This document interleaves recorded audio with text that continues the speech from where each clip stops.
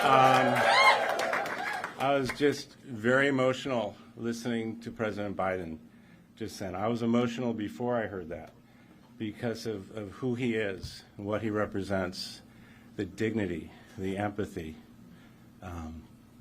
He's had my back personally. Some of my toughest moments as second gentleman, one, leaving the career that I loved, it was always the president who came up to me and said, look, I know, kid, you're a great lawyer. I know this must have been tough. But what better way to leave that than to support your wife, who you love so much, and your country that you love so much? And it's hard to believe it was about 4 years ago, the first time I came to Wilmington, is when she got the call from President, then candidate Biden, to be on the ticket. And we came here the next day. We went to their home, and he said with Dr. Biden, welcome to the family. You're now Bidens. And they made us cookies. And they called our kids. And they called my parents. This was day one 4 years ago. And now look where we are now. To have been able to serve as second gentleman with him as our president, Dr. Biden as our first lady. Unbelievable. And now I get to support my wife, Kamala Harris, running for president of the United States.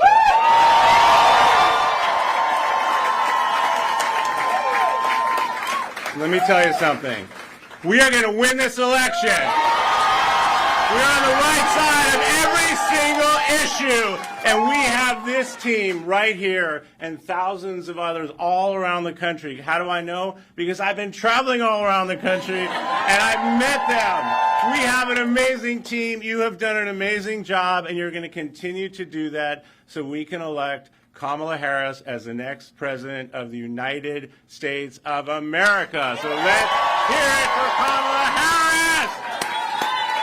Thank you.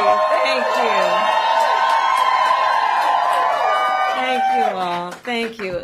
Can we just give it up again for my husband?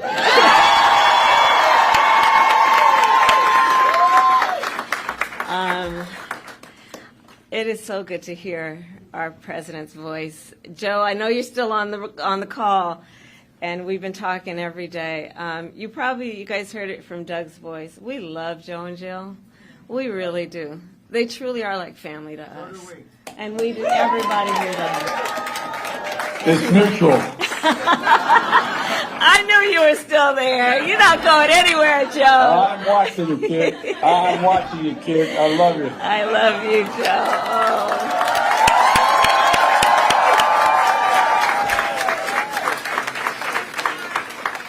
So, Joe, I'm going to recognize some of the electeds who are here, and then I'm going to get back to you. Hold on a second. So let me please, acknowledge some extraordinary national leaders who are also dear friends, both to the president and to me. Governor John Carney, where are you? There you are. And his wife, they are here. Senator Tom Carper, my former colleague, and his wife is here. Chris Coons, my dear friend. Attorney General Kathy Jennings. The mayor is here. Przicki, where are you? There. And the next United States Senator from the great state of Delaware is here, Lisa.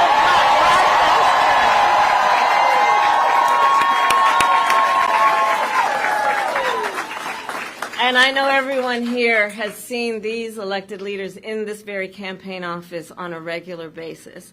And I know Joe is so thankful to them for their lifelong friendship, but I want to thank them also because you guys have really been carrying some heavy water from the first days of our campaign. So thank you all.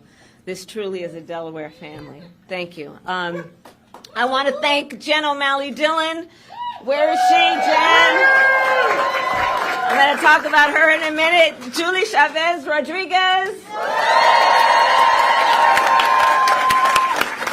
Sheila Nix.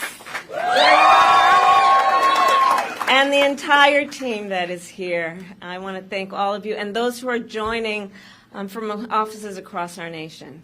So Doug and I wanted to stop by today to thank everybody and to express just what we know to be true. You all have been working so hard. The people in this office have been working so hard. And you have given so much of yourselves, long days and nights, what you are sacrificing in terms of the time you could be spending with other friends and other family. And you're giving yourselves to our country because you love our country and you love Joe and you love me, and we know that. And so today, just right after Joe made his announcement, it was important for me to continue with his role of leadership in this office, of like him, who has said for many, many, many months, and I say it today, thank you all so very much for what you are doing and what you will continue to do. So let's applaud the team.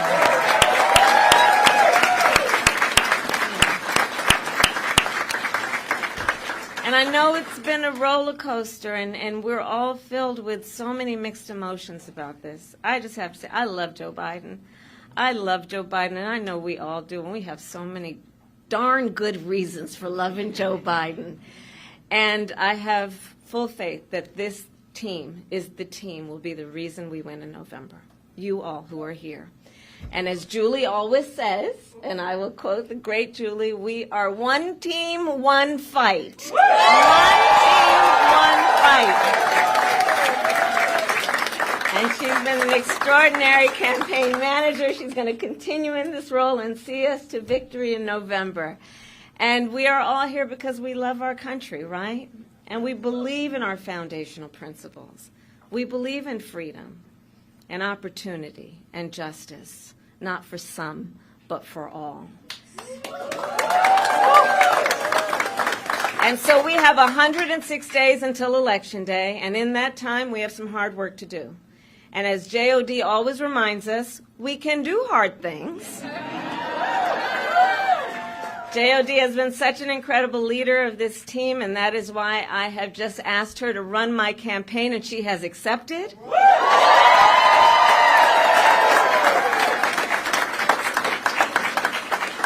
And so over the next 106 days, we are going to take our case to the American people, and we are going to win. We are going to win. And so now I'm getting back to you, Joe. I will tell you all, it has been one of the greatest honors of my life, truly, to serve as vice president to our president, Joe Biden. Joe's legacy of accomplishment, just over a lifetime, but just over the last 3.5 years, is unmatched in modern history. In one term, he has already surpassed the legacy of most presidents who served 2 terms in office. Think about it. And I know everyone here in the campaign, we know. But if we don't know, we got a problem. But I'm going to repeat some for those who might be guests at the moment. Joe got the COVID-19 pandemic under control. Remember those days? He has created more than 15 million new jobs. He brought together Republicans and Democrats and passed historic legislation. And I'm going to tell you, I'm a firsthand witness to all this work. I would sit with Joe in the Oval Office while he would bring members of both sides of the aisle and talk and listen and help them see what they may have in common and how we can actually work towards solutions. And because of their confidence in Joe, these accomplishments occurred. Joe has stood up for democracy at home, and he has stood up for democracy abroad, and he has always stood up for what he believes is right. And many of you may know, I first came to know Joe through his son, Beau. Bo and I worked together as state attorneys general. And back then, Bo would often tell me stories about his dad. And he would talk about the kind of father and the kind of man that Joe Biden is. And he would talk about the qualities of his father. And the qualities that Bo revered the most are the same qualities that I see every day in our president. His honesty, his integrity, his commitment to his faith and his family, his big, big heart, and his deep love of our country. And I don't need to tell you all, you know Joe's background, right? I mean, he grew up in a middle-class family in Scranton, and he has never forgotten where he comes from. And so, again, I am a first-hand witness from being with him in the Oval Office to the Situation Room and seeing him on the global stage with world leaders. President Joe Biden fights for the American people, and we are deeply, deeply grateful for his service to our nation.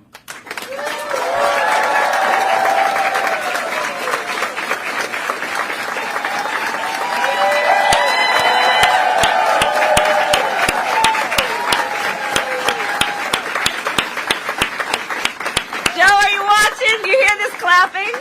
Can you see it? I'm watching. I'm watching. I knew it. We love you, Joe. You're the best, kid. And let us be very clear, Joe is not done. Far from it. He knows there is still more work to do, and our nation will continue to praise his bold and visionary leadership as president. Thank you, Joe. Thank you. And it is my great honor to have Joe's endorsement in this race.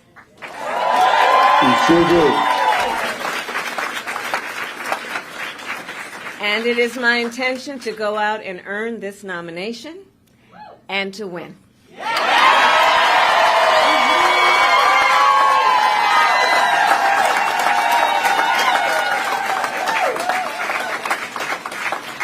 So in the days and weeks ahead, I, together with you, will do everything in my power to unite our Democratic Party, to unite our nation, and to win this election.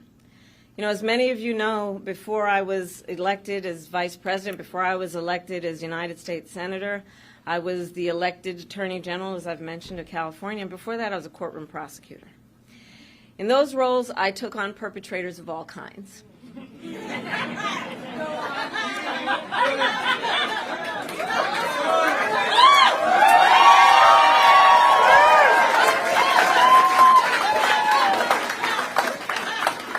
Predators who abused women, fraudsters who ripped off consumers, cheaters who broke the rules for their own gain. So hear me when I say, I know Donald Trump's type.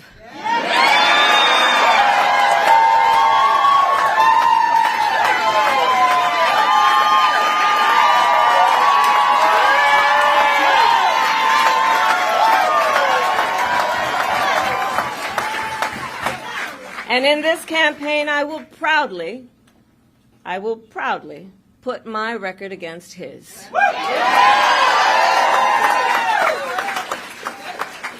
As a young prosecutor, when I was in the Alameda County District Attorney's Office in California, I specialized in cases involving sexual abuse. Donald Trump was found liable by a jury for committing sexual abuse. As Attorney General of California, I took on one of our country's largest for-profit colleges and put it out of business. Donald Trump ran a for-profit college, Trump University, that was forced to pay $25 million to the students it scammed. As district attorney, to go after polluters, I created one of the first environmental justice units in our nation.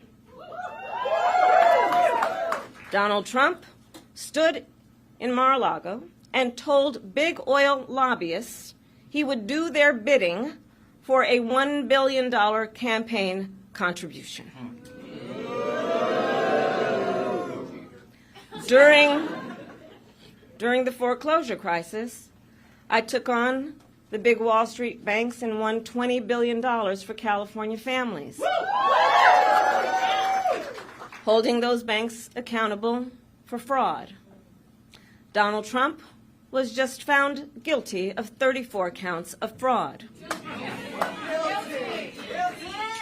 But make no mistake, all of that being said, this campaign is not just about us versus Donald Trump.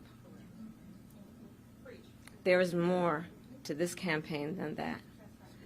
Our campaign has always been about two different versions of what we see as the future of our country, two different visions for the future of our country. One focused on the future, the other focused on the past. Donald Trump wants to take our country backward to a time before many of our fellow Americans had full freedoms and rights. But we believe in a brighter future that makes room for all Americans. We believe in a future where every person has the opportunity not just to get by, but to get ahead. We believe in a future where no child has to grow up in poverty, where every person can buy a home, start a family, and build wealth, and where every person has access to paid family leave and affordable child care. That's the future we see. Together we fight to build a nation where every person has affordable health care, where every worker is paid fairly, and where every senior can retire with dignity. All of this is to say, building up the middle class will be a defining goal of my presidency.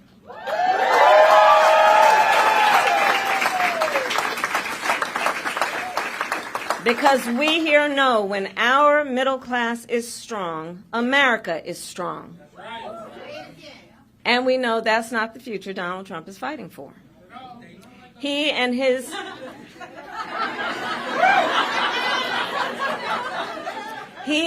extreme Project 2025 will weaken the middle class and bring us backward. Please do note that.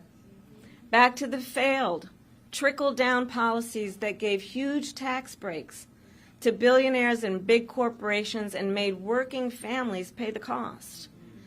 Back to policies that put Social Security and Medicare on the chopping block. Back to policies that treat health care as only a privilege for the wealthy instead of what we all know it should be, which is a right for every American. America has tried these economic policies before. They do not lead to prosperity. They lead to inequity and economic injustice. And we are not going back. We are not going back.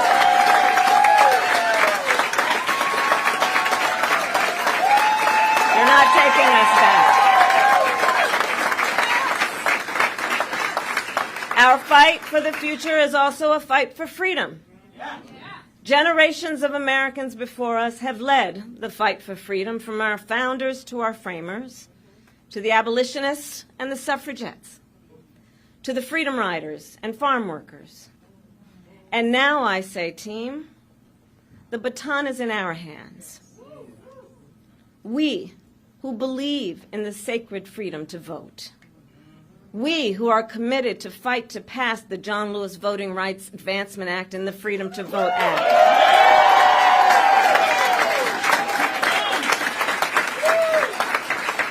We who believe in the freedom to live safe from gun violence. And that's why we will work to pass universal background checks, red flag laws, and an assault weapons ban.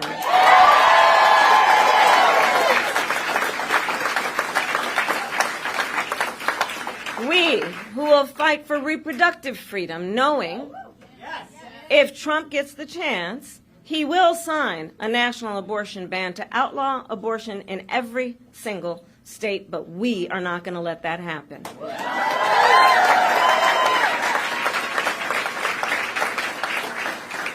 It is this team here that is going to help in this November to elect a majority of members of the United States Congress who agree the government should not be telling a woman what to do with her body.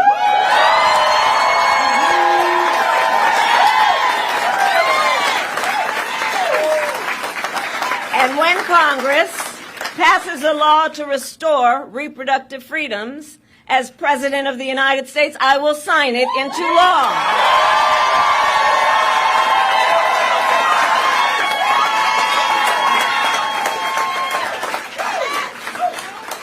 We the people. Indeed, we the people. So ultimately, to all the friends here, I say, in this election, we know we each face a question: what kind of country do we want to live in? A country of freedom, compassion, and rule of law? Yes. Or a country of chaos, fear, and hate? No. You all are here because you as leaders know we each, including our neighbors and our friends and our family, we each as Americans have the power to answer that question. That's the beauty of it, the power of the people. We each have the ability to answer that question. So in the next 106 days, we have work to do. We have doors to knock on. We have people to talk to. We have phone calls to make. And we have an election to win. So are you ready to get to work? Do we believe in freedom? Do we believe in opportunity? Do we believe in the promise of America? And are we willing to fight for it? And when we fight, we win. God bless you all, and God bless the United States of America and Joe Biden.